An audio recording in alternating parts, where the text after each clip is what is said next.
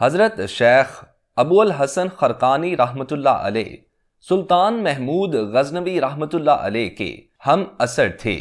ان کی شہرت چار دانگ عالم میں پھیلی تو سلطان محمود غزنوی کو ان کی زیارت کا شوق پیدا ہوا۔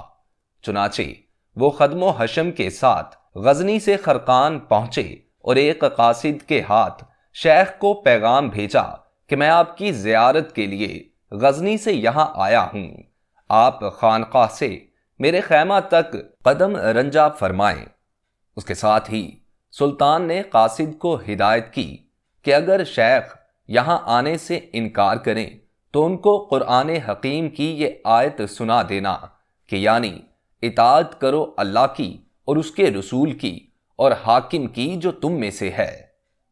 قاصد نے شیخ کی خدمت میں حاضر ہو کر سلطان کا پیغام دیا تو آپ نے فرمایا مجھے معذور رکھو۔ اس نے وہ آیت پڑھی تو فرمایا یعنی ابھی میں اللہ کی اطاعت میں ایسا مست غرق ہوں کہ اطاعت رسول اللہ صلی اللہ علیہ وآلہ وسلم کے معاملہ میں نادم اور شرمسار ہوں، پھر میں اس اللہ کے بندوں کی جانب کیوں کر متوجہ ہو سکتا ہوں۔ قاصد نے واپس جا کر سلطان کو شیخ کا جواب سنایا تو اس پر رقت طاری ہو گئی اور وہ شیخ ابو الحسن خرقانی رحمۃ اللہ علیہ کی خدمت میں حاضر ہوا اور ان سے درخواست کی کہ حضرت بایزید بسطامی رحمۃ اللہ علیہ کے حالات و اقوال سنائیے۔ شیخ نے فرمایا بایزید رحمۃ اللہ علیہ فرماتے تھے جس نے مجھے دیکھا بدبختی اس سے دور ہو گئی، یعنی وہ کفر و شرک سے محفوظ ہو گیا۔ سلطان محمود غزنوی نے کہا رسول اکرم صلی اللہ علیہ وآلہ وسلم کو ابو لہب، ابو جہل اور کتنے ہی دوسرے منکروں نے دیکھا، لیکن یہ بدبخت کے بدبخت یعنی کافر ہی رہے۔ کیا بایزید کا درجہ نعوذ باللہ حضور صلی اللہ علیہ وآلہ وسلم سے بھی بلند ہے؟ یہ سن کر شیخ کا چہرہ غصے سے سرخ ہو گیا اور آپ نے جلال کے عالم میں فرمایا محمود حد ادب سے قدم باہر نہ رکھ۔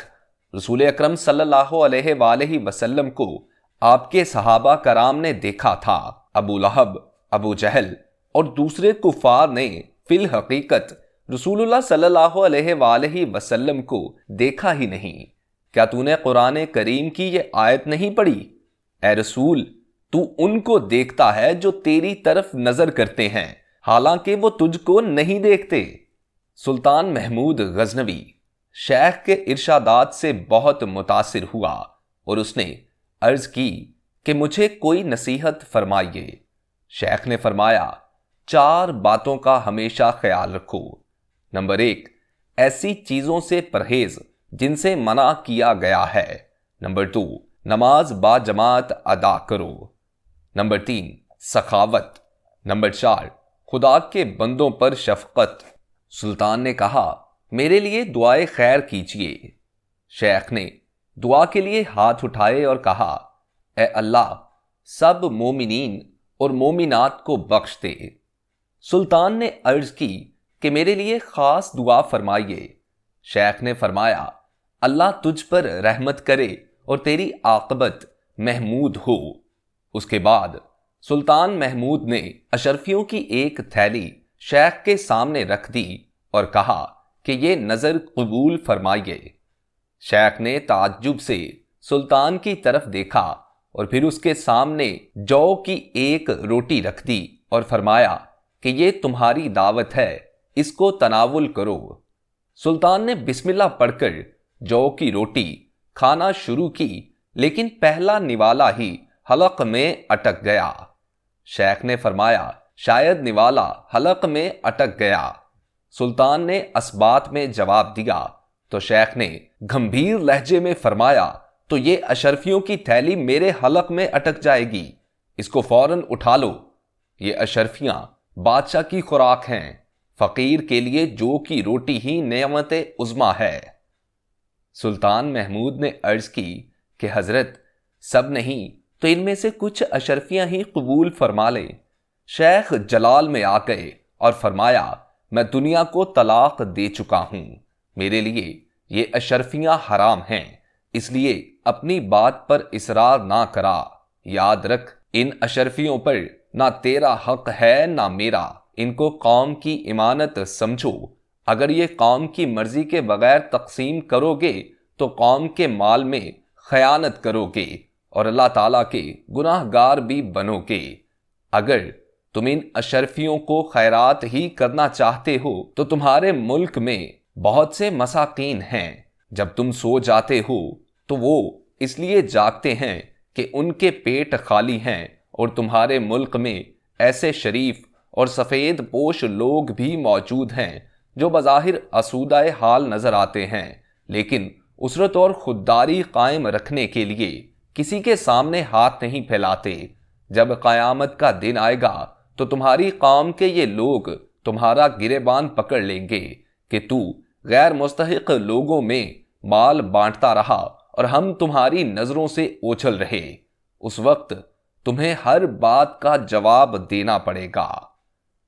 شیخ کی باتیں سن کر سلطان پر لرزہ طاری ہو گیا اور اس کی آنکھوں سے اشک بہنے لگے۔ پھر اس نے عرض کی کہ آپ مجھ سے کچھ قبول نہیں فرماتے تو مجھے ہی کوئی تبرک و عنایت فرمائیے۔ شیخ نے فوراً اپنا پیرہن اتار کر سلطان کو عطا فرمایا۔ جب سلطان نے رخصت کی اجازت مانگی تو شیخ ان کی تعظیم کے لیے اٹھ کھڑے ہوئے۔ سلطان محمود غزنوی کو شیخ کے رویہ پر بڑی حیرت ہوئی اور اس نے عرض کی کہ حضرت، جب میں آپ کی خدمت میں حاضر ہوا تھا تو آپ نے میری طرف التفات فرمانا بھی مناسب نہ سمجھا تھا، لیکن اب جو آپ اس طرح میری عزت افزائی کر رہے ہیں اس کا کیا سبب ہے؟ شیخ نے فرمایا، جب تم فقیر کے حجرے میں داخل ہوئے تھے تو تمہارے دل و دماغ میں بادشاہت کی بو تھی اور تم اپنے شاہانہ جاہ و جلال کا مظاہرہ کرنا چاہتے تھے، اس لیے میں نے بادشاہ محمود کی پرواہ نہیں کی تھی۔ اب تم جا رہے ہو تو تمہارا رنگ اور ہے، اب تم ایک درویش اور منکسر مزاج انسان کی حیثیت سے رخصت ہو رہے ہو، اس لیے میں نے اپنا فرض سمجھا ہے کہ تمہاری تعظیم کروں، اور ایسے انسانوں کی تعظیم نہ کرنا مسلمانوں کا شیوا نہیں ہے۔